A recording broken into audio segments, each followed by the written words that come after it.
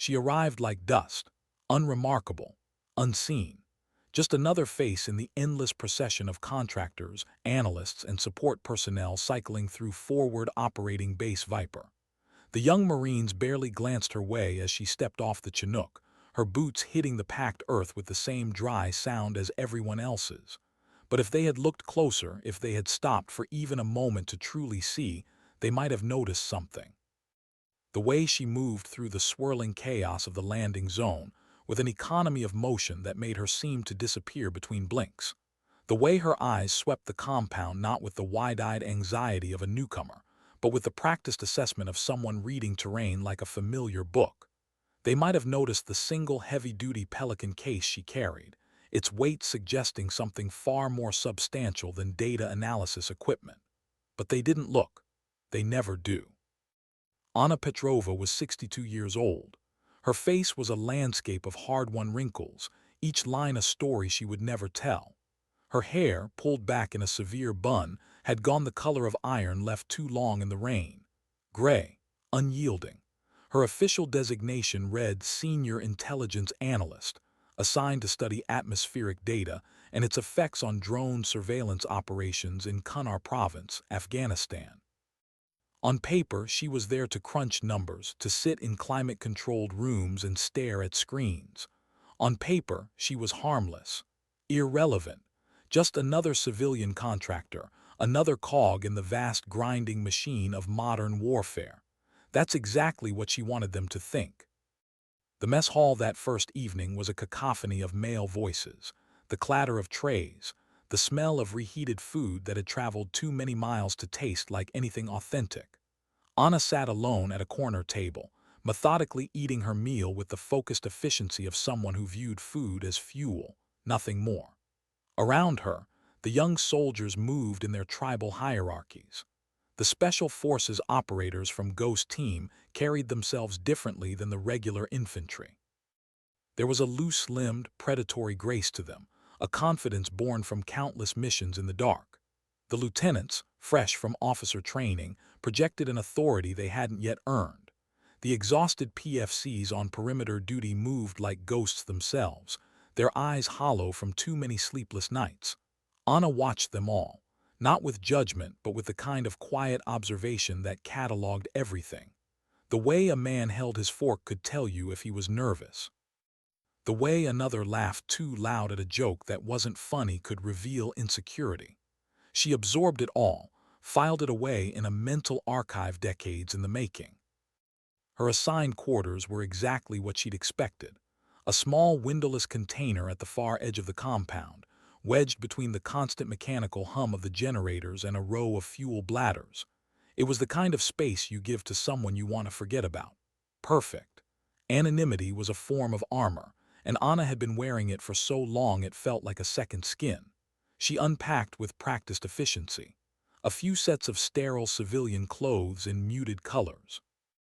A worn copy of Marcus Aurelius's Meditations, its pages soft from countless readings. And then, with a reverence usually reserved for sacred objects, she opened the long Pelican case. The rifle inside was not what most Western soldiers would expect to see. It was a heavily modified Dragunov SVD, a weapon many would dismiss as an antique, a relic from a Cold War that had ended before some of these soldiers were born. But in Anna's hands, it was something else entirely. An extension of will. A punctuation mark at the end of sentences that needed ending. The wood of the stock was dark and smooth, worn not by time but by the specific pressure of her own grip over decades. The steel of the barrel was immaculate, cared for with an attention that bordered on obsession. She assembled it slowly, not like a soldier preparing for duty, but like a musician tuning a rare and precious instrument. Each piece fit with the satisfying precision of something made for one purpose alone. Her fingers moved across the custom trigger group, the finely milled scope mount, the pristine bore. This was not a tool for data analysis. This was a tool for the work that numbers could never capture. Why was she really here? That's the question no one was asking. They saw an old woman with gray hair and wrinkles, someone's grandmother misplaced in a war zone, and they stopped thinking. But if they had dug deeper into her personnel file, if they had the clearance to see past the layers of bureaucratic cover, they would have found something that might have kept them awake at night. Redacted lines, classified operations, a call sign from another era that older intelligence officers whispered about in hushed tones. But those files were locked behind security clearances none of them possessed, and Anna preferred it that way. The best operators are the ones no one sees coming. She spent her first 2 days doing exactly what she was supposed to do, sitting at a workstation in the Tactical Operations Center, a windowless cavern of humming servers and glowing screens, cross-referencing atmospheric data logs with drone flight records. It was mind-numbing work, the kind designed to keep someone occupied and contained. Busy work for someone they wanted to forget about. But for Anna, no work was wasted. She absorbed the rhythm of the base, the shift changes, the patrol schedules, the communication protocols. She learned which officers checked their data carefully and which ones signed off on reports without reading them. She identified the gaps in procedure, the moments of vulnerability that every system has if you know where to look. And during her breaks, she moved. Not to the main observation posts where she would be noticed, but to the forgotten corners of the perimeter. The overlooked sections of concertina wire where someone could watch the world beyond the base without being watched themselves. She borrowed topographical maps from the intelligence section, claiming they were necessary for her atmospheric analysis. No one questioned it. Why would they? She was just an old woman playing at being useful. But at night, alone in her container with only the hum of the generators for company, she didn't study weather patterns. She studied the land. Her fingertip traced the deep wadis and hidden draws, memorizing contours, calculating fields of fire, identifying the dead ground where an enemy could approach undetected. She cross-referenced the maps with her own direct observations, building a three-dimensional model of the battlefield in her mind. There was one feature that concerned her, a specific gully on the southeastern approach, obscured from both the main gate's guard tower and the primary sniper overwatch position on the barracks roof. It was a subtle flaw in the base's defensive layout, a natural corridor shielded by a fold in the earth. For 2 days, she'd watched the local shepherds deliberately avoid that gully, a deviation from their normal grazing routes. It was a small thing, a detail no one else would notice. To Anna, it was a siren. Animals know. They can smell death before it arrives. She spent an hour each evening maintaining her rifle. The process was ritual, meditation. She broke it down completely, cleaning every pin and spring with meticulous care. She used a specific oil, a custom blend she mixed herself, protecting the metal from the fine, pervasive dust that infiltrated everything in this place. She polished the lens of her scope, vintage optics with glass so pure it seemed to bend light to its will. On the second day, Colonel Marcus Thorne finally noticed her. He was a man carved from the same granite as the surrounding mountains, a career infantry officer who believed wars were won with overwhelming firepower and aggressive patrols. He did not believe in subtleties. He found Anna on an observation platform on the western perimeter, not looking at a data tablet as her job description required, but through a pair of powerful Steiner binoculars, her gaze fixed on the distant peaks. Her rifle case was propped against the sandbags beside her. The sight clearly irritated him. "Petrova," he barked, making her name sound like an accusation. She lowered the binoculars slowly. Her eyes, the color of a winter sky, met his without deference. There was no fear in them, only assessment. "Colonel," she replied, her voice low and even. "Official title is senior analyst." The correction was so subtle it took him a moment to realize he'd been challenged. "What exactly are you analyzing up here?" His tone dripped with the condescending patience of a man dealing with a troublesome civilian. "The migratory patterns of vultures. Wind currents, thermals, the way dust settles in the ravines after a vehicle passes." Her voice remained neutral. "It tells a story," he scoffed, a short, sharp burst of air. "The only story I'm interested in is the one my patrols write." His eyes moved to the Pelican case. "What's in the box? Personal effects," he already knew. She could see it in his face. "That's a rifle case, Miss Petrova. I'm not an idiot." He nudged it with his boot, a gesture of casual disrespect. We have highly trained sniper teams on this base. We don't need analysts playing soldier. You're here to look at satellite imagery and weather charts. Your desk is in the TOC. I suggest you get to it and keep that antique locked up. I don't want it getting mixed up with the real equipment. The dismissal was clear, public, meant to put her in her place. Anna gave a slight, almost imperceptible nod. She offered no defense, no explanation. Her stillness seemed to irritate him more than any argument would have. He saw a stubborn old woman clinging to a past he couldn't be bothered to understand. She saw a commander who looked at the mountains but did not see them, a man who mistook noise for effectiveness. She picked up her case and walked away, her back straight, her dignity an invisible shield. That evening she didn't go to the mess hall.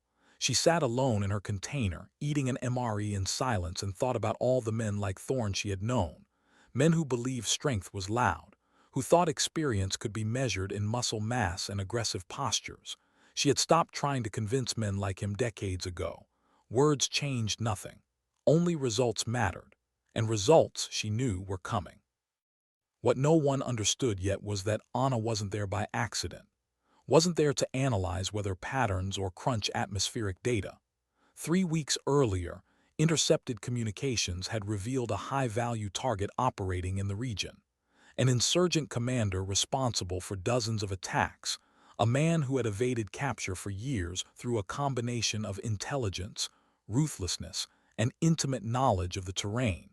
Traditional approaches had failed. Drone strikes were too imprecise given the mountainous terrain and civilian presence. Ground raids had been detected before they could close in.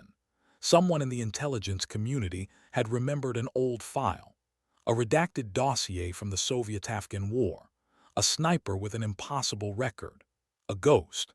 They'd found her teaching quiet mathematics classes at a university in Eastern Europe, living a life so ordinary it seemed designed to be forgotten. When they approached her with the contract, she'd asked only one question. How soon can I leave? Not for the money, not for glory, because the work was never truly done, because some people are called to be guardians and that calling doesn't fade with age or gray hair, it only sharpens. The attack came on the third night exactly as she'd predicted. The base was on routine patrol cycle, resources stretched thin, attention focused outward on the known avenues of approach. No one was watching the southeastern gully. No one except Anna. She was on the northern perimeter wall when she heard it. Not an explosion. Something quieter, more insidious. The barely audible sound of movement in the dark, the whisper of fabric against stone. She moved quickly but silently, grabbing her rifle from her container, already assembled, already loaded, and made her way to an elevated position she'd scouted days earlier. A maintenance platform overlooking the southeastern sector. Abandoned. Forgotten. Perfect. Through her scope, using the ambient moonlight and her decades of experience reading shadows, she saw them. A small infiltration team, maybe 6 fighters, moving through the gully with practiced stealth. They were headed for the fuel bladders, the generators, the soft underbelly of the base's infrastructure, a classic sabotage mission, the kind that could cripple operations for weeks. She could have raised the alarm, should have, according to protocol, but alarms mean chaos. Chaos means friendly fire. Chaos means young soldiers running into ambushes in the dark. Anna didn't believe in chaos. She believed in precision. Her first shot took the lead insurgent in the chest. He dropped without a sound, a shadow collapsing into deeper shadow. The suppressor on her Dragunov wasn't silent, but in the ambient noise of the generators, it was just another mechanical sound, unremarkable. The second fighter froze, trying to understand what had happened. Her second shot answered his unspoken question. The remaining 4 scattered, diving for cover, their stealth compromised but their determination intact. They began returning fire, muzzle flashes giving away their positions. Now the alarm would sound. Now chaos would come. But Anna had bought the base precious seconds. Time for the quick reaction force to gear up. Time for the perimeter guards to orient themselves. Time for the young soldiers to not die in their sleep. The firefight that erupted was brief but intense. Anna methodically picked off targets as they exposed themselves, each shot a calculation of wind, distance, and the inevitable geometry of violence. She didn't feel excitement, didn't feel fear, only the cold mathematics of survival, hers, theirs, the young men on this base who had dismissed her without a second glance. When the last insurgent fell, she calmly began breaking down her rifle. The quick reaction force found the bodies minutes later, found the evidence of what had almost happened. But they didn't find Anna. She was already back in her container, cleaning her weapon with the same methodical care as always, her face expressionless, her hands steady. When the base commander's office summoned her the next morning, she already knew what was coming. Colonel Thorne sat behind his desk, and for the first time since she'd arrived, he looked at her. Really looked. Not at an old woman, not at a civilian contractor, at a soldier. "You engaged hostile forces last night without authorization," he said. "It wasn't an accusation, it was a statement of fact waiting for context." "I observed a threat to the base," Anna replied simply. "I neutralized it." The words hung in the air between them. He leaned back in his chair, studying her with new eyes. 6 confirmed kills, in the dark, at range, with a weapon that belongs in a museum. He paused. "Who are you really, Miss Petrova?" Met his gaze without flinching. "I'm exactly who my paperwork says I am, Colonel, a senior analyst." The lie was so smooth, so practiced, it almost sounded like truth. Almost. He didn't believe her, she could see that, but he was smart enough to know some questions don't have answers you want to hear. "The men you killed," he continued, "we've identified them. They're part of a larger cell. There's a high-value target in the region. We've been hunting him for months." He slid a file across the desk. This mission just became significantly more complicated. Anna picked up the file, flipped through the intelligence reports, the grainy photographs, the intercepted communications. Her face betrayed nothing, but internally she was already calculating, already planning. This was why she was really here. Everything else had been preparation. "Have actionable intelligence that he'll be moving through the valley in the next 72 hours, Thorne continued. "Ghost team will be conducting an interdiction operation. They'll need overwatch, real overwatch, from someone who can actually shoot." It wasn't quite an apology, but it was an acknowledgement. She closed the file and looked at him. "I'll need topographical maps of the entire valley, weather reports for the next week. And I'll need the Ghost team's complete operational plan, not the summary." "Everything?" He nodded slowly. "You'll have it within the hour." As she stood to leave, he spoke again. "Miss Petrova, thank you for last night. You saved lives." She paused at the door, her hand on the frame.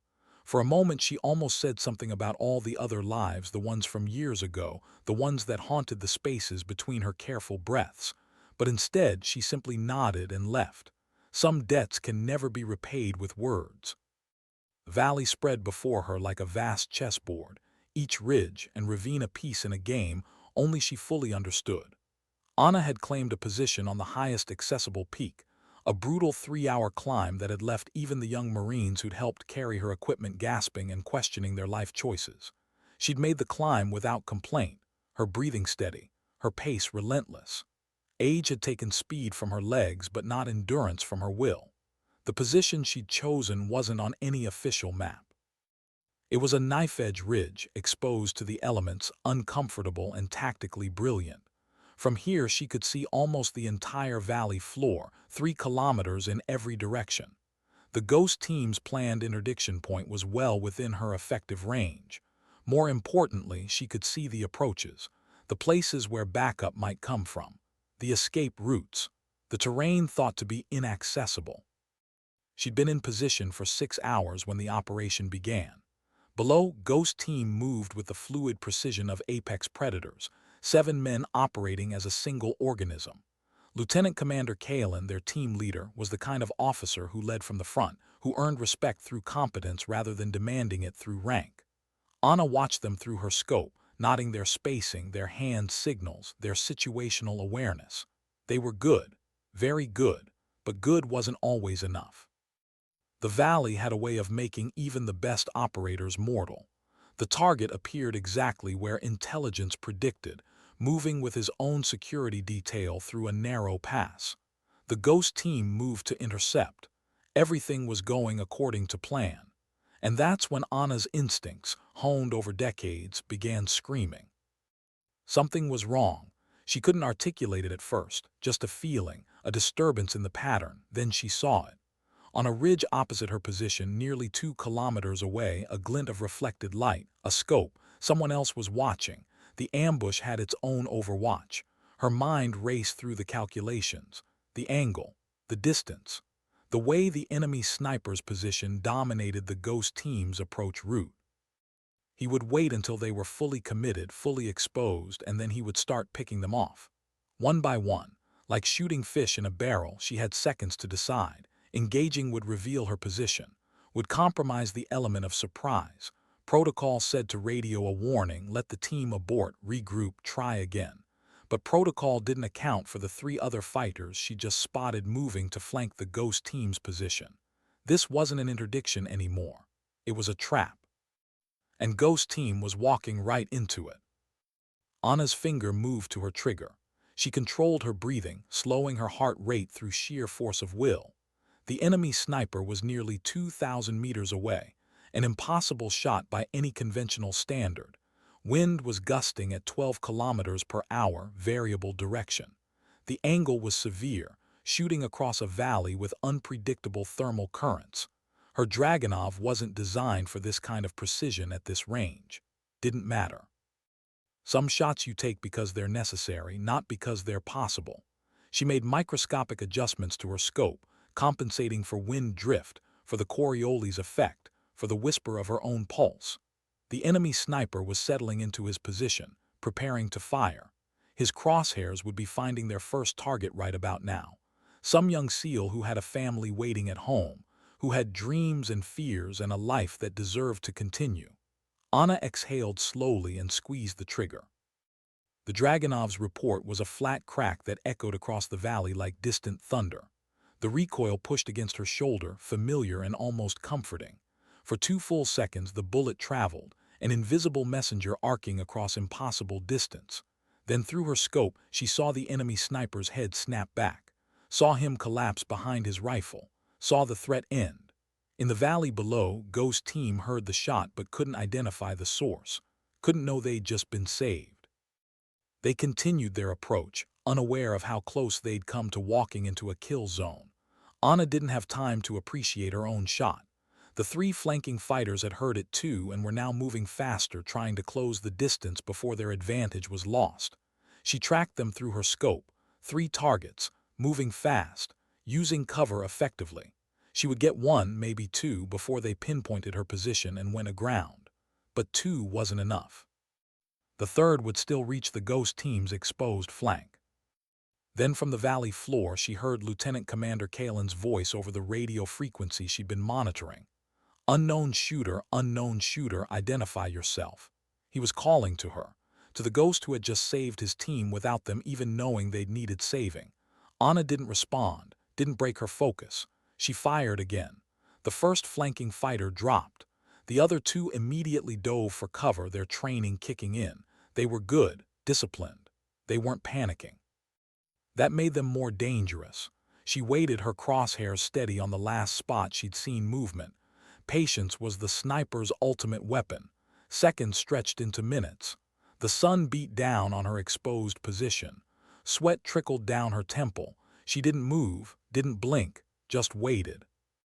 One of the fighters made a mistake, just a small one, shifted his weight preparing to move to better cover. It exposed his shoulder for less than a second. Anna's bullet found that shoulder, found the body behind it, found the life that ended before the sound of the shot reached him. 1 enemy remaining, and now he knew exactly what he was up against, knew that movement meant death. This became a different kind of battle, a battle of wills, of who could outlast whom. Minutes crawled by. The ghost team, now fully aware that someone was providing overwatch, had adapted their approach. They'd found the bodies of the flanking fighters. They were beginning to understand the geometry of what was happening. Unknown friendly, Kalen's voice came over the radio again. We have your back, take your shot. The trust in those words hit Anna harder than she expected. He didn't know who she was, didn't know where she was shooting from, but he trusted her. Believed in her skill enough to stake his team's lives on it. That trust deserved an answer. The last fighter broke, made his run. It wasn't courage, it was desperation. He sprinted from cover trying to reach a boulder cluster 50 meters away. He was fast, combat-hardened, experienced. Anna led him by 2 body lengths, compensated for his acceleration, and fired. He fell mid-stride, momentum carrying his body forward in a graceless tumble. Silence settled over the valley like dust after a storm. The immediate threat was over. But the primary target, the high-value insurgent commander, was still mobile, still dangerous. And now he knew the trap had been sprung. He was running. Anna tracked him through her scope as he and his remaining security detail retreated up a steep ravine. They were moving fast, using every piece of cover, every fold in the terrain. In minutes, they'd be gone, vanished into the mountains like smoke. Ghost Team was repositioning, trying to cut off the escape route, but they were on foot, carrying heavy gear, fighting uphill. They wouldn't make it in time. The insurgent commander stopped for just a moment at the top of the ravine, turned back to look at the valley, perhaps to assess pursuit, perhaps to commit this failure to memory. It was a mistake, his last mistake. The distance was 2,800 meters, nearly 2 miles, beyond any reasonable engagement range for her weapon. Wind had picked up. Thermal currents from the heated valley floor were creating unpredictable eddies. The target was partially obscured by heat shimmer. Anna did the math in her head, adjusted for every variable she could measure and estimated the one she couldn't. This wasn't a shot. This was a prayer. She fired. The bullet took almost 3 full seconds to arrive. 3 seconds where physics and luck and decades of experience all had to align perfectly. Through her scope, she saw the insurgent commander's body jerk, saw him stumble, saw him fall. From this distance, she couldn't confirm the kill, but she didn't need to. She knew. In the valley, Ghost Team confirmed what she already knew. The target was down. The mission was complete. Kalen's voice came over the radio one more time. Unknown friendly, good shooting. Damn good shooting. Stand by for extract if you need it. Anna smiled slightly, the expression foreign on her weathered face. Extract, as if she needed help getting off this mountain, as if she hadn't spent half her life in places like this. She keyed her radio for the first time. Negative on extract, I'm good. Her voice, calm and professional, revealed nothing, but I appreciate the offer.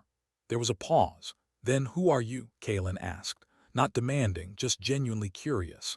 Anna looked out over the valley, at the mountains that stretched endlessly in every direction, at the land that had shaped her and broken her and made her into something more than human, something less than comfortable with peace. Just someone doing a job, she replied. Then she switched off the radio and began the long climb down. When Anna finally returned to the base 18 hours later, she expected to slip back into her routine unnoticed, to become invisible again, forgotten. But the moment she walked through the gate, she knew something had changed. The young Marines and soldiers who had looked through her, past her, around her for days now stopped what they were doing and watched her pass. Their expressions were complex mixtures of awe, confusion, and something approaching fear. Word had spread. In a military base, secrets have a half-life measured in hours. By now, every soldier in the compound knew about the impossible shots, the sniper in the mountains who had saved Ghost Team, who had eliminated a high-value target from a distance that shouldn't have been possible. They didn't know it was her. Not yet. But they knew something had happened. Something that changed the calculus of their daily existence. Anna walked to her container, set down her rifle case, and allowed herself a moment of exhaustion. Her body ached from the climb, from hours of maintaining an uncomfortable shooting position, from the accumulated weight of decades doing this work.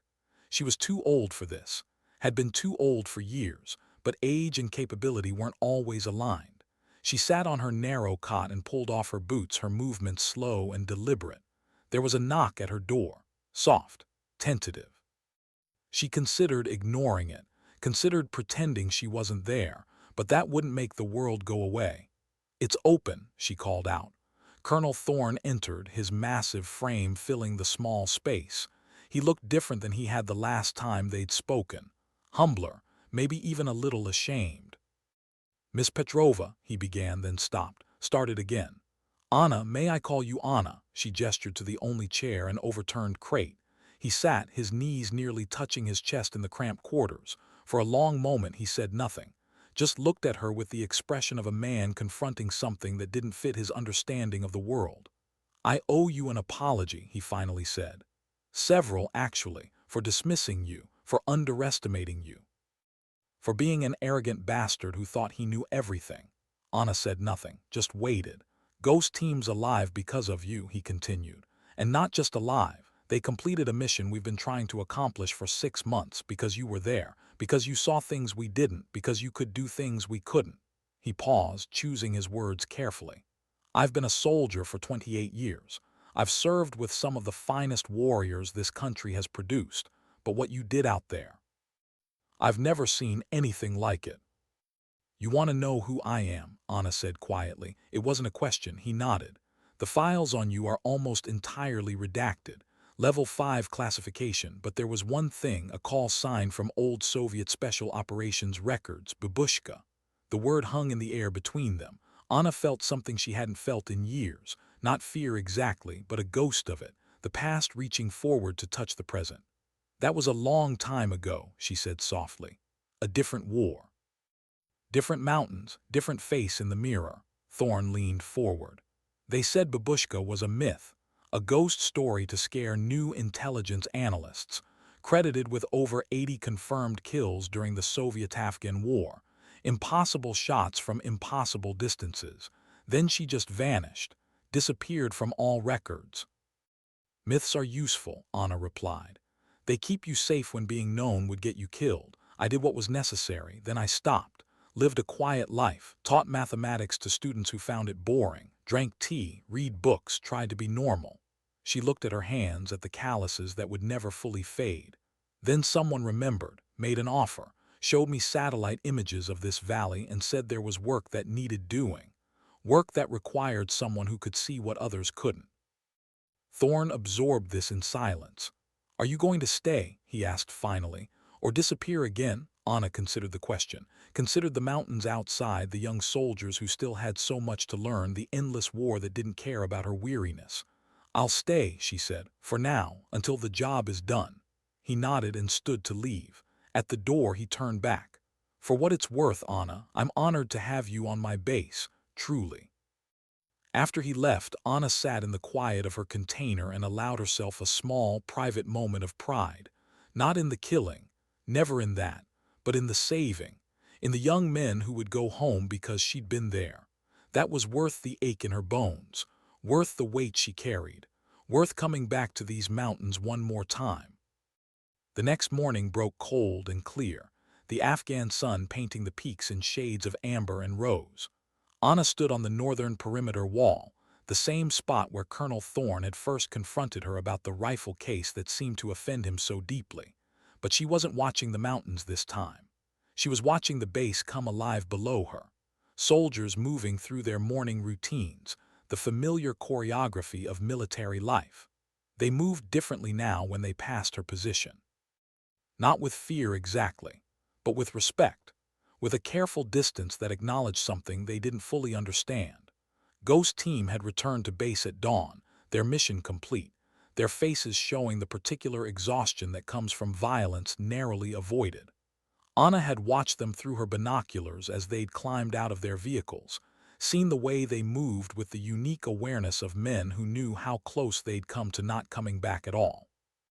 Now Lieutenant Commander Kalin was climbing the stairs to the observation platform where she stood. She'd expected this. Known he would come eventually. Some debts demanded acknowledgement face to face. He reached the top of the stairs, his movements deliberate, his expression serious. Up close, she could see the young man beneath the warrior's conditioning. He couldn't have been more than 32, young enough to be her grandson, old enough to have seen things that would haunt him forever. He stopped a respectful distance away, studying her with the careful attention of someone trying to reconcile myth with reality. An old woman with gray hair and wrinkles, someone you'd pass on the street without a second glance. "You're babushka," he said quietly, not a question, a statement, a recognition. Anna met his gaze without flinching. "I'm Anna Petrova, Senior Intelligence Analyst. That's what my paperwork says." "The shot that took out their Overwatch sniper," Kalin continued as if she hadn't spoken. 1,900 meters, cross valley, invariable wind.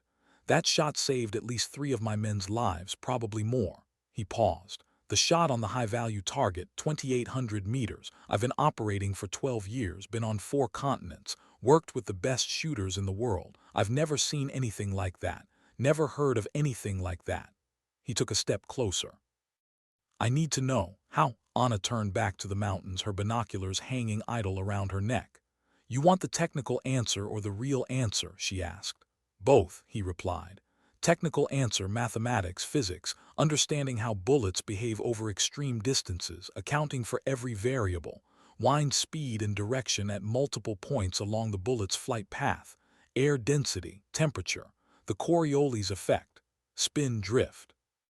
The slight differences in ammunition from the same batch, the way your heartbeat affects your hold, the microscopic movements of your breathing. She paused. And then there's luck, always luck. You can do everything right and the wind can shift in that last 100 meters and your bullet goes wide. Sometimes you take the shot knowing it's 50-50 at best. Sometimes you take it anyway because 50-50 is better than 0. And the real answer? Kaylin asked. Anna was quiet for a long moment, her eyes distant. The real answer is you stop thinking of it as killing and start thinking of it as saving. Every target I've ever taken was someone who would have killed others if I hadn't stopped them. The sniper on that ridge, he wasn't just a man. He was a loaded gun pointed at your team. The insurgent commander, he had blood on his hands from dozens of attacks. More blood to come if he'd lived. She turned back to face him. The real answer is you carry every shot for the rest of your life. You remember their faces even though you never really saw them except through a scope. You wake up at 3 in the morning wondering if there was another way. You tell yourself there wasn't. Sometimes you even believe it. Her voice was quiet but steady.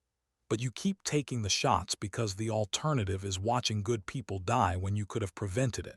And that's a weight I can't carry. They stood in silence for a moment, two professionals who understood violence in ways most people never would, never could. Finally, Kaylin spoke again. I wanted to say thank you from me, from my team, from our families who will see us again because of you. Anna shook her head slightly. You don't thank a tool for working, you don't thank a weapon for firing. I did my job, nothing more. But Kaylin wasn't accepting that. With respect, ma'am, that's bullshit. You made choices out there. Choices that required courage and skill and something I don't have words for. You deserve recognition for that. Anna turned to face him fully, her winter sky eyes intense. You want to recognize me, you want to thank me, then you do your job, you keep your men alive, you make good decisions. You don't waste the chances you've been given. You go home when your tour is over and you hug your family and you live a good life. That's how you thank me. She paused. Because I've been doing this since before you were born, and I've seen too many good soldiers die for stupid reasons. Don't be one of them. That's all I ask. Kaylin nodded slowly, understanding passing between them. Can I ask one more thing? She waited. Will you teach us, my team? We have a designated marksman, but what you do, that's different. That's something we've never encountered. Anna considered this, considered the young faces she'd seen in Ghost Team. The casual confidence that could so easily turn into deadly overconfidence. What I do isn't something you can teach in a few sessions, she said carefully. It took me decades to develop. Thousands of hours, thousands of rounds, mistakes that cost lives. She saw his expression tighten at that last part. Good, he should understand the price. But I can teach you some things, how to read terrain better, how to identify threats you might miss, how to think like someone trying to kill you so you can stay one step ahead. She paused. Your marksman, Falcon, send him to me tomorrow morning. 0600, we'll start with the basics. How to see what's actually there, instead of what you expect to see. Thank you, Kaylin said simply. Then in a gesture that surprised them both, he brought his hand up in a slow, formal salute. Not the crisp parade ground snap of garrison soldiers, but the deliberate movement of one warrior acknowledging another. Anna didn't return the salute. Couldn't. She was a civilian now, officially. But she gave him a slight nod of acknowledgement. Respect given, respect received. After he left, Anna remained on the wall, watching the sun continue its climb. The day would be hot. They always were. Below, the base continued its rhythms. Young men preparing for patrols, mechanics working on vehicles, the endless machinery of war grinding forward. And somewhere out in those mountains, new threats were being planned. New ambushes, new attacks. The work was never finished. Never could be. She thought about Kalen's question. Why she did this. Why she kept coming back to these mountains, to these wars, to this work that ground people down to dust. The easy answer was duty. The comfortable answer was that she was good at it and good tools shouldn't be wasted. But the real answer, the one she barely admitted to herself, was simpler and harder. She did it because she could, because the skills she possessed were rare. Because every time she took a shot that saved lives, she was balancing some cosmic ledger she'd never see, making up for the times she'd been too slow, too far away, too human to prevent tragedy, the mathematics of redemption. You couldn't calculate it, couldn't quantify it, but you kept trying anyway. A young soldier, one of the perimeter guards, approached her position hesitantly. He was maybe 19, his face still soft with youth despite the harsh environment trying to age him prematurely. He stopped 10 feet away, not quite sure how to proceed. "Ma'am," he said quietly. Anna glanced at him. "You don't have to call me ma'am, I'm a contractor, Anna is fine." He nodded but didn't come closer. "I just wanted to say, we heard about what you did for Ghost Team for the mission." He struggled with the words. "My brother's in Ghost Team, Petty Officer Chen. He made it back because of you, so I just thank you for bringing him back." The words hit Anna harder than she expected. She'd been thanked before, by commanders, by politicians, by people who treated her like a weapon to be deployed. But this was different. This was personal, raw. A brother grateful his brother was still alive. "What's your name?" she asked. "PFC Marcus Chen, ma'am, Anna." She walked over to him, closing the distance. Up close, she could see the mixture of awe and nervousness in his eyes. "Marcus," she said gently, "your brother's alive because he's well-trained and because his team looks out for each other. I just provided some supporting fire, that's all." But Marcus shook his head. "That's not what he said. He told me you saved them, said you took shots no one else could have made, said you're like something out of a legend." He paused. "He wanted me to give you this. As a thank you." He held out a thermos. "It's coffee, good coffee, not the crap from the mess hall, his personal stash, said you might appreciate it." Anna took the thermos, surprised by the gesture's simplicity and sincerity. "Thank you, Marcus. Tell your brother he's a good soldier. Tell him to stay sharp out there." Marcus nodded and started to leave, then turned back. "Can I ask you something?" She waited. "Why do you do this? You could be anywhere, living safe, living comfortable. Why here? Why this?" Anna looked out at the mountains again, at the harsh beauty of a landscape that had seen so much blood. "Because someone has to," she said simply. "Because there are young men like your brother out there who deserve to go home, and sometimes keeping them safe requires skills that take a lifetime to develop. I have those skills, so I use them." She turned back to Marcus. "When you're blessed with a particular capability, you have a responsibility to use it for something that matters. Your brother understands that. That's why he's out there risking his life. I'm just doing my version of the same thing." After Marcus left, Anna opened the thermos and poured herself a cup of coffee. It was good, rich and strong, and exactly what she needed. She sat on an empty ammunition can, her unofficial throne on this particular section of wall, and sipped slowly, letting the warmth spread through her tired body. Around her, the base continued its daily operations. But there was a new quality to the movement, an awareness that hadn't been there before. Soldiers glanced toward her position with a mixture of curiosity and respect. The old woman on the wall, the ghost made flesh, she knew this attention wouldn't last. In a few weeks, new crises would emerge, new threats, new missions. The story of the impossible shots would become just another base legend, embellished with each retelling until it bore little resemblance to what actually happened. That was fine. She preferred being forgotten, preferred the shadows to the spotlight. But for now, in this moment, she allowed herself to simply exist, to drink good coffee and watch the sun paint the mountains gold and feel the satisfaction of a job well done. She'd saved lives yesterday, would probably save more tomorrow. The work continued, always continued. But right now, in this pause between storms, there was peace. As much peace as someone like her could ever know. She thought about the young SEAL Chen and his brother, the PFC. Thought about Lieutenant Commander Kalen and Colonel Thorne. Thought about all the young faces she'd seen over the decades in different wars, different mountains, different uniforms. Some had made it home, some hadn't. She remembered them all, the living and the dead. They were the reason she kept coming back, the reason she kept taking the shots, the reason she would keep doing this until her body finally gave out or her hands shook too much to hold the rifle steady. Someone had to stand watch. Someone had to be the guardian in the mountains. Someone had to be willing to carry the weight. As the day wore on, Anna maintained her position on the wall. She wasn't on official duty. No one had assigned her this post, but watching had become as natural as breathing. She studied the distant ridges through her binoculars, noting the movement of shepherds and their flocks, the flight patterns of birds, the way dust devils danced across the valley floor.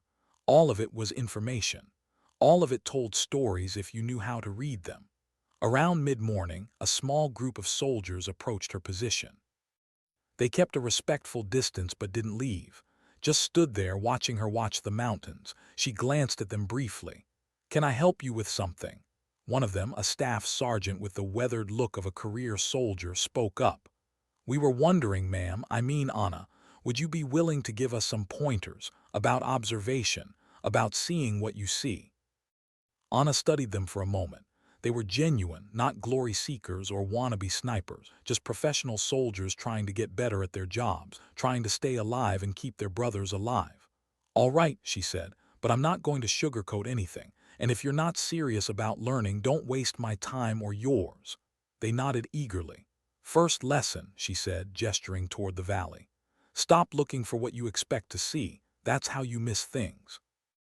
The enemy knows what you expect, knows what the textbooks say, knows where your attention will be, so they do something different, something unexpected." She pointed to a section of the valley that looked completely empty. "What do you see there?" They looked, studied, finally admitted they saw nothing. "Exactly," Anna said. "Nothing, but 2 days ago that area had regular shepherd traffic. Now it's being avoided. Why? What changed? Maybe nothing. Maybe it's just a different grazing pattern. Or maybe someone's laid mines. Maybe there's an observation post. Maybe the locals know something we don't." She moved her binoculars to another section. "Over there, see that small cluster of buildings? 3 days in a row I've watched smoke from cooking fires at exactly the same times. Morning and evening, very regular, very predictable. Today, no smoke. The buildings look abandoned." She lowered the binoculars and looked at the soldiers. "So what does that mean? Maybe the family moved. Maybe they're visiting relatives, or maybe they got warned to leave because something's about to happen." Staff Sergeant was taking notes. "How do you keep track of all that? There's thousands of details." Anna smiled slightly. "Practice. Decades of it. You build a mental map. You know what's normal for this particular place at this particular time. Then you watch for deviations, small changes, things that don't quite fit. Your brain will do a lot of the work if you train it properly, but you have to be patient. You have to care about the details even when nothing's happening, especially when nothing's happening." She spent the next hour teaching them what she could. How to use dead ground to predict enemy movement. How to read the behavior of local civilians as an early warning system. How wind and weather patterns affected not just shooting but tactical decisions. They absorbed everything, asking intelligent questions, taking notes, treating her knowledge with the respect it deserved. When they finally left, thanking her profusely, Anna felt something unfamiliar. Not quite satisfaction, not quite pride. Something gentler, the feeling of passing something forward, of ensuring that what she knew wouldn't die with her. The afternoon brought an unexpected visitor. Colonel Thorne returned, this time with a satellite phone. "You have a call," he said, "encrypted line from very high up the chain of command." He handed her the phone and walked away to give her privacy. Anna pressed the phone to her ear. "Petrova." The voice on the other end was cultured, American, belonging to someone who gave orders from air-conditioned offices thousands of miles from danger. "Miss Petrova, I'm calling to inform you that your contract has been extended, indefinitely, at your current rate with a substantial performance bonus. The work you did yesterday has generated significant interest at the highest levels." "I see," Anna said neutrally. "We have other situations, other theaters, places where your particular skill set would be valuable." There was a pause. We'd like you to consider permanent placement with a joint special operations task force, full contractor status, access to the best equipment, full support. Anna looked out at the mountains, at the young soldiers below going about their daily routines, at the world that kept spinning regardless of her decisions. I appreciate the offer, she said carefully, but I'm not interested in becoming an assassin for hire. I'm here because this specific mission mattered, because there were lives at stake I could help save. I'm not interested in becoming a permanent fixture on someone's targeting list. The voice on the other end was smooth, patient. We're not asking you to be an assassin, Miss Petrova. We're asking you to be what you've always been, a guardian. Someone who stands between danger and the people who can't protect themselves. The only difference is we're offering you the resources to do it more effectively. I'll think about it, Anna said finally, but I'm not making any commitments. I came here for one job. When it's done, I go home.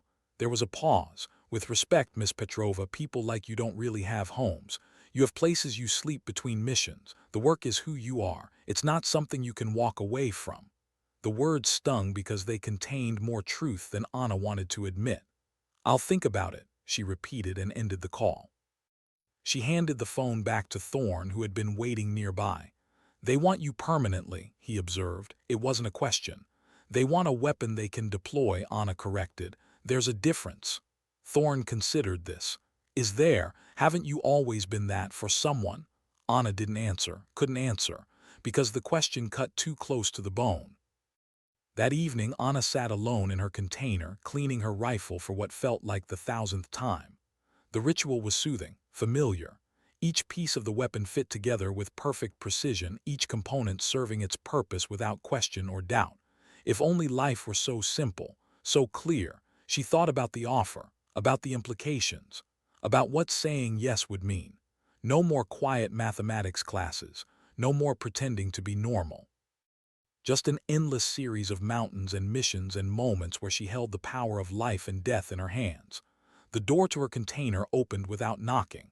She looked up, ready to deliver a sharp rebuke, and found herself facing Lieutenant Commander Kalin and his entire 7-man team. They filed in silently, filling the small space with their presence. For a moment, no one spoke. Then Kalin stepped forward. "We heard about the offer," he said, "about the contract extension."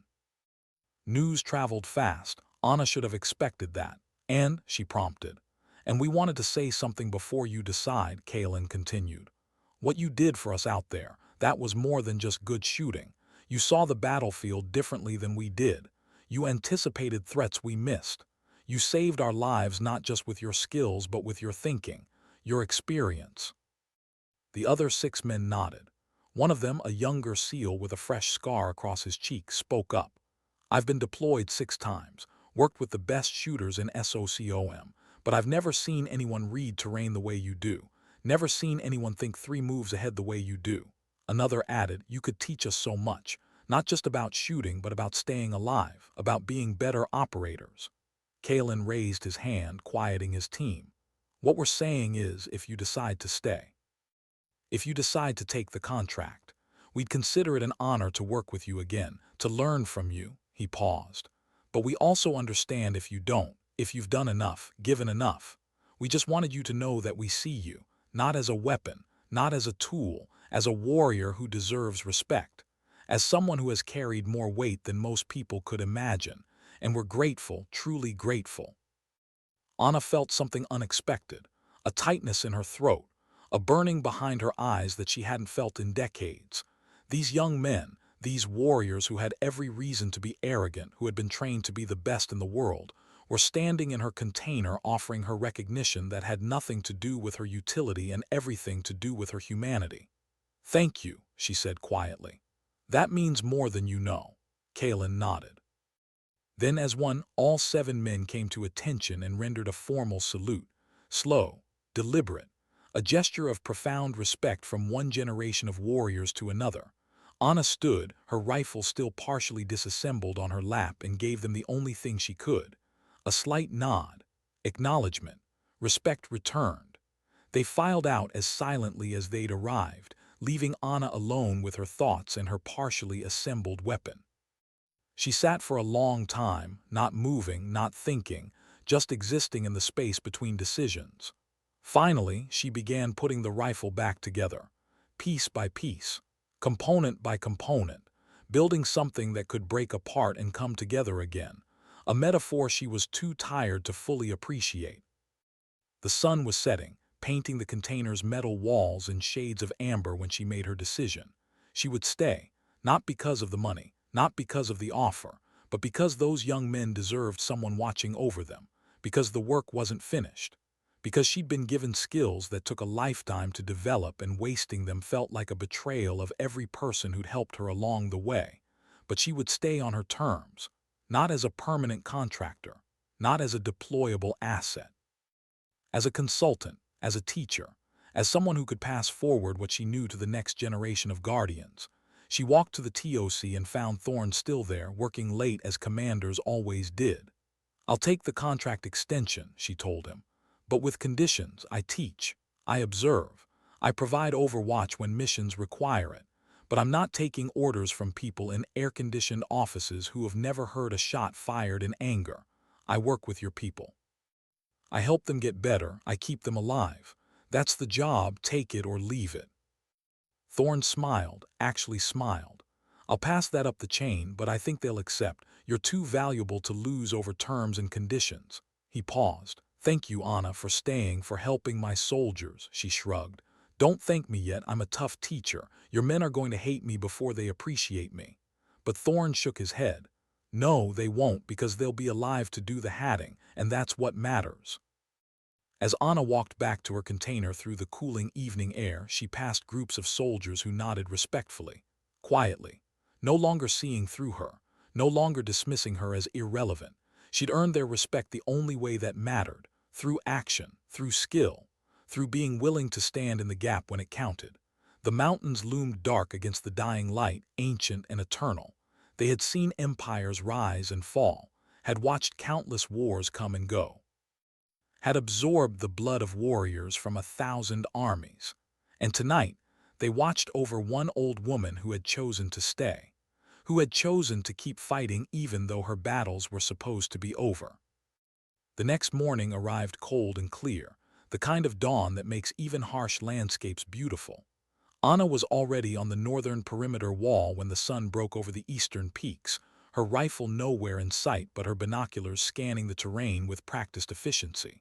She'd been there since before first light, watching the world wake up, watching for anything that didn't belong, the routine that had defined her adult life. At 0600 exactly, Falcon arrived. Ghost Team's designated marksman. He was in his late 20s, confident but not cocky, carrying his rifle with the respect it deserved. "Morning, ma'am," he said. "Morning," Anna replied. "You're on time, that's a good start.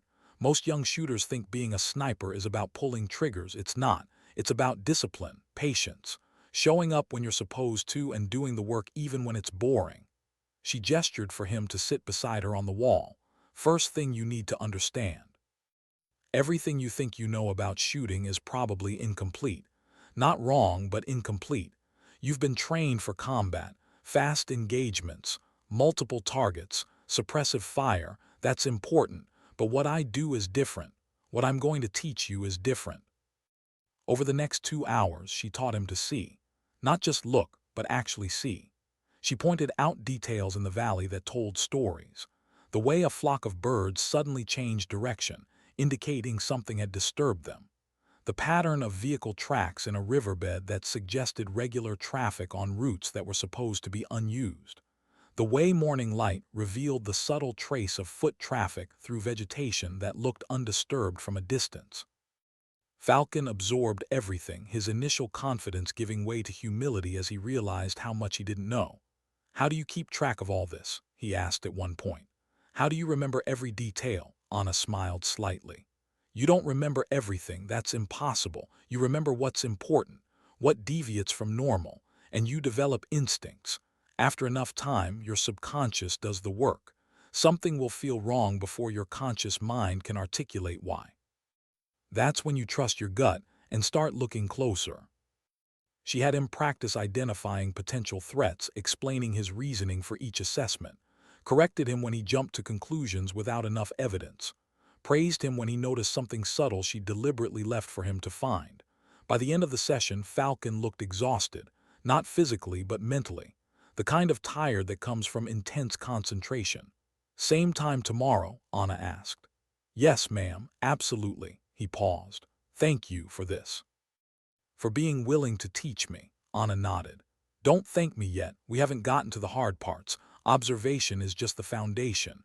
Building on it is where most people fail." After Falcon left, Anna remained on the wall. Other soldiers approached throughout the morning, asking questions, seeking advice. She answered what she could, deflected what she couldn't. Slowly, without planning it, she was becoming something more than just a sniper. She was becoming a mentor, a teacher. Someone the younger generation could learn from. Mid-morning, a young corporal named Sarah Chen approached. One of the few female soldiers on the base, she moved with the careful confidence of someone who'd had to prove herself repeatedly. "Ma'am, Anna, can I ask you something?" Anna gestured for her to speak. "How did you do it?" Sarah asked. "How did you make them take you seriously? I'm a good soldier, I know my job, but I'm constantly having to prove myself, constantly fighting to be seen as anything other than a woman in a man's space. And you? You just showed up and within days you had ghost teams saluting you. How?" Anna was quiet for a moment, choosing her words carefully. "I'm going to tell you something that's not fair, that you won't want to hear, but it's true." She turned to face Sarah fully. "I didn't make them take me seriously with words. I made them take me seriously with results. I saved lives in ways no one else could. I demonstrated capabilities they couldn't ignore. That's what earned their respect. So I have to be exceptional just to be treated as equal." Sarah's voice held frustration and resignation. "Yes," Anna said bluntly. "That's exactly what you have to do. It's not fair, it's not right, but it's reality. In a world built by men for men, women have to be twice as good to be seen as half as capable." She softened slightly. "But here's the thing they don't tell you. That higher standard you're held to, it makes you better, sharper, more capable than you would have been if things were easy.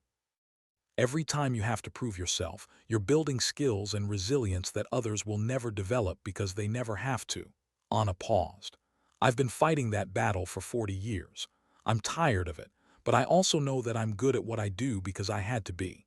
Because failure meant being dismissed, being forgotten, being sent home. So I became someone they couldn't dismiss, couldn't forget, couldn't send home because the cost of losing me was too high." Sarah absorbed this. "Did it ever get easier?" "No," Anna said honestly. "But you get stronger, you get better at choosing which battles to fight. You learn that you don't need everyone's respect, just the respect of the people who matter, the people who will stand beside you when it counts." She looked at the young woman beside her. "You're already doing better than I did at your age. You have more opportunities, more support, more women who came before you and cleared some of the path. Don't waste that, use it. Build on it, be so good they can't ignore you, then help the next generation be even better." Sarah nodded slowly. "Thank you for being honest, for not sugarcoating it." After she left, Anna thought about her own journey, about all the times she'd been dismissed, underestimated, written off as past her prime or not worth the effort, about how she'd used that dismissal as camouflage, had let them think she was harmless right up until the moment she wasn't. Maybe that was the real lesson. That being underestimated was only a weakness if you believed it yourself. The afternoon brought a sandstorm rolling in from the west, turning the sky brown and reducing visibility to almost nothing. The base went into a defensive posture, soldiers securing equipment, closing hatches, preparing to wait out nature's fury. Anna retreated to her container, using the enforced pause to write in a journal she'd kept for decades. Not a diary, more of a technical log, details about shots taken, conditions encountered, lessons learned. Information that might be useful someday to someone who came after her. She wrote about the mission, about the impossible shots and the variables she'd had to account for, about the younger generation of operators she was teaching and what she thought they needed to learn, about the weight of carrying skills that could save lives and the responsibility that came with them. The sandstorm raged outside, but inside her container there was peace. The kind that comes from knowing your purpose, from accepting your role, from being exactly where you need to be even if it's not where you want to be. When the storm finally cleared 3 hours later, Anna emerged to find the base covered in fine dust. Everything looked ghostly, transformed. Soldiers were already sweeping and cleaning the endless maintenance that military life required. She made her way back to the northern perimeter wall, her unofficial duty station. Colonel Thorne was there waiting for her. "I sent your conditions up the chain," he said without preamble. "They accepted, all of them. You work with my soldiers, you teach them. You provide overwatch on critical missions, but you set the terms of engagement. They've also allocated budget for equipment upgrades, whatever you need." Anna nodded. "I'll make a list, not for me, for the people I'm teaching. Better optics, better training materials, a proper range where we can work on long-distance shooting." Thorne smiled. "I also received a communication from the chairman of the Joint Chiefs. Personal message. He wanted me to thank you. Said what you did here has implications beyond this base, beyond this valley, that you've reminded people that sometimes experience and wisdom matter more than youth and strength." "Politicians," Anna said dismissively. "They always need everything to mean something bigger than it is. I took some shots, saved some lives, that's all." But Thorne shook his head. "No, that's not all. You change how people think, how they see capability, how they understand value. That matters." He paused. "You matter, Anna, not just for what you can do, but for what you represent. Living proof that we shouldn't write people off because they don't fit our expectations." Anna looked out at the valley, at the mountains beyond, at the endless terrain that had defined so much of her life. "I'm just someone who's good at a specific job," she said quietly. "Someone who kept doing that job because it needed doing. Nothing more complicated than that." But in her heart, she knew it was more complicated. Knew that every choice she'd made, every shot she'd taken, every young soldier she'd taught carried weight and meaning beyond simple calculation. We are the sum of our actions. The lives we touch, the examples we set. And Anna Petrova, 62 years old with gray hair and wrinkles, had touched more lives than she could count. That night she stood alone on the perimeter wall long after her shift should have ended. The stars were brilliant in the clear desert sky, untouched by light pollution, infinite and eternal. She thought about all the nights she'd spent like this over the years, in different countries, different wars, different versions of herself. The young soldier who'd been so certain, the middle-aged operative who'd been so efficient, the older woman who'd thought she was done but discovered you're never really done if the work matters. She thought about going home, about what that even meant for someone like her. Home wasn't a place. It was a state of mind she'd lost track of decades ago. Maybe that was okay. Maybe some people were meant to be guardians, to stand watch while others slept, to carry the weight so others didn't have to. It wasn't a glamorous calling. Wasn't one that came with parades or medals or public recognition. But it was necessary. And sometimes being necessary was enough. A shooting star streaked across the sky. Brief, brilliant, gone in seconds. Anna watched it fade and thought about trajectory, about how everything that moves through space follows paths determined by forces beyond its control. Gravity, momentum, wind, but also choice, intention, will. A bullet follows physics, but someone has to pull the trigger, someone has to choose the target, someone has to accept the responsibility of that choice. She'd made thousands of choices over her career, some good, some necessary. Some that still kept her awake in the quiet hours before dawn, but she'd made them, had lived with them, had carried them forward. That was the real test. Not making perfect choices, but being willing to make difficult choices and then carry the weight of them without flinching, without pretending they didn't matter, without forgetting that every target had been a person before they became a threat. The next morning, Anna began teaching in earnest. Not just Falcon, but groups of soldiers who wanted to learn. She taught observation, patience, how to read terrain and weather and human behavior, how to think 3 moves ahead, how to stay calm when everything was chaos. She wasn't gentle, wasn't encouraging, but she was fair, and she was honest. When someone did well, she acknowledged it. When someone made mistakes, she explained why they mattered and how to fix them. The soldiers responded. Not all of them. Some thought she was too harsh, too demanding, too stuck in old ways. But the good ones, the ones who were serious about their craft, they absorbed everything she offered, came back day after day, asked thoughtful questions, practiced religiously, slowly improved. Ghost Team became regular fixtures at her impromptu classes. Lieutenant Commander Kalen would sit in the back, listening, learning, even though he was already one of the best operators on the base, setting an example for his men, showing them that learning never stops, that pride has no place in professional growth. One afternoon, after a particularly intense session on calculating bullet drop at extreme range, Falcon approached Anna privately. "I've been thinking about something you said, about how you remember every shot, every target, how you carry that weight." He paused, struggling with words. "Does it ever get lighter? Does the weight ever feel manageable?" Anna looked at the young man before her, saw the question behind the question, saw someone wrestling with the moral implications of what he did for a living. "No," she said honestly.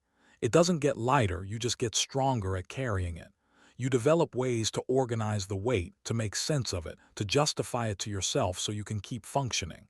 She paused. "But you never forget, you never get comfortable with it.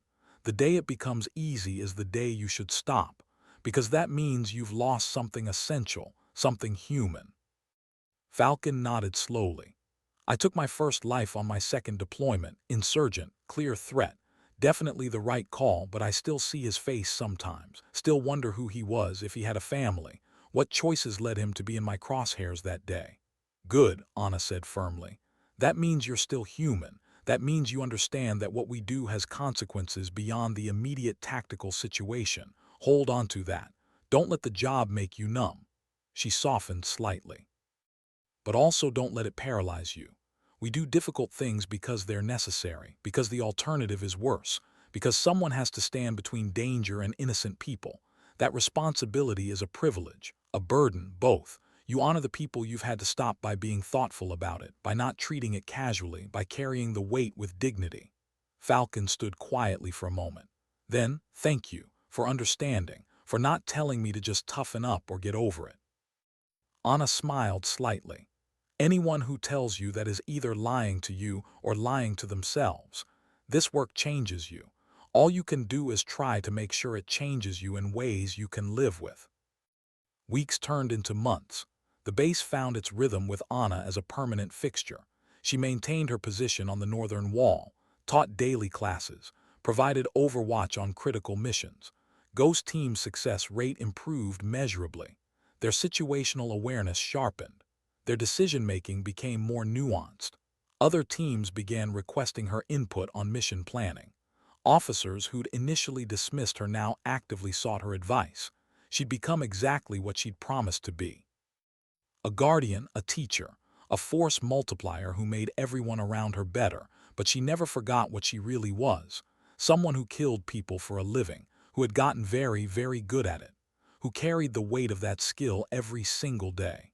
The difference was, now she was teaching others to carry that weight properly, to understand it, to respect it, to never forget the human cost of their professional capabilities.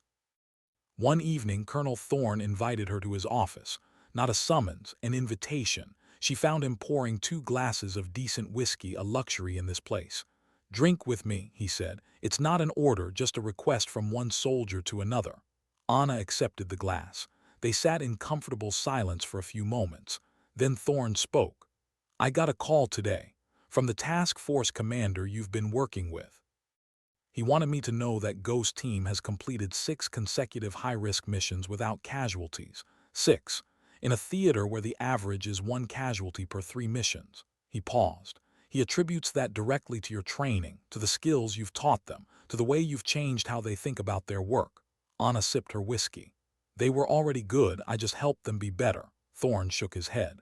"Don't diminish what you've done. Don't minimize your impact. You've saved lives. Dozens of them, maybe hundreds when you count the ripple effects. That matters." Anna was quiet for a long moment. Then, "Do you know what keeps me up at night, Marcus?" It was the first time she'd used his first name. "It's not the people I've killed, not directly. It's wondering if I missed something, if there was a shot I didn't take that cost someone their life, if there was a lesson I didn't teach that left someone vulnerable. That's the weight. Not what you did, but what you failed to do." Thorne absorbed this. "You can't save everyone, can't be everywhere, can't prevent every tragedy." "I know," Anna said softly, "but that doesn't make the wondering easier." They finished their drinks in silence, understanding passing between them. The understanding of people who'd spent their lives trying to protect others and knowing they'd inevitably fall short. That perfection wasn't possible. That all you could do was your best and hope it was enough. And when it wasn't, carry that failure forward and try to do better next time. The seasons changed. The harsh summer heat gave way to cooler autumn air. Anna's contract was renewed again and again. She became a permanent fixture at Fob Viper, the ghost on the wall, the teacher who pushed her students harder than they'd ever been pushed, the guardian who never slept when missions were active. Young soldiers rotated in and out. Some of them were receptive to her teaching. Some weren't. She didn't worry about the ones who thought they knew everything. Life would teach them eventually. She focused on the ones who were humble enough to learn, smart enough to understand that survival required constant growth, strong enough to carry the weight of their profession with dignity. Ghost Team eventually rotated out, their deployment complete. Lieutenant Commander Kalen came to say goodbye. "You changed my life," he said simply. "Changed how I see my job, how I lead my men. I'll never forget what you taught us." Anna nodded. "Take care of them. They're good soldiers. Don't waste them on stupid missions." He smiled. "I won't, I promise." After they left, Anna felt the weight of continuity. She was teaching people who would teach others, creating a lineage of guardians who understood that their work required thoughtfulness, humanity, careful consideration of cost and consequence. New teams arrived, new faces, new names to learn. Anna taught them all. Some days she felt ancient, worn down by decades of this work. Other days she felt vital, needed, purposeful. The contradiction defined her existence. She was dying by inches and more alive than most people would ever be. Both things were true simultaneously. That was the paradox of the guardian. You gave yourself away piece by piece to keep others whole. And somehow, that act of giving was the only thing that made you feel complete. Late one night, alone in her container, Anna pulled out her old journal, flipped through pages of technical notes, mission reports, lessons learned, found a blank page near the end and wrote something different, not a tactical assessment, but a reflection. "I've spent my life becoming very good at something terrible. I can take life from distances most people can't imagine. I can see threats before they materialize. I can make decisions that save some lives by ending others. This is what I am. What I've become, and I've made peace with it. But if I could go back, if I could choose differently, I want to build instead of break, create instead of destroy. I want my legacy to be something beautiful instead of something efficient at violence.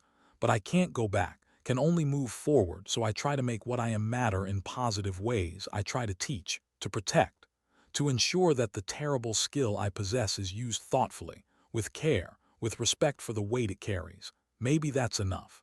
Maybe that's redemption.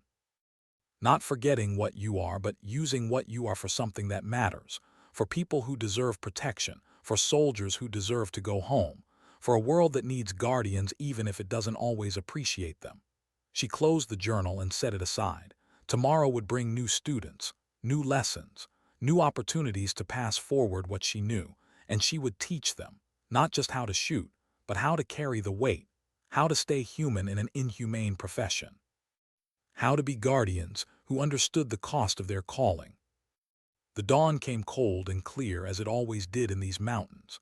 Anna was already on her wall, watching the world wake up, scanning for threats, looking for the details that told stories. She wasn't young anymore, wasn't invincible, wasn't immortal, but she was here, present, vigilant, doing the work that needed doing, and for now that was enough. Sometimes dignity doesn't speak.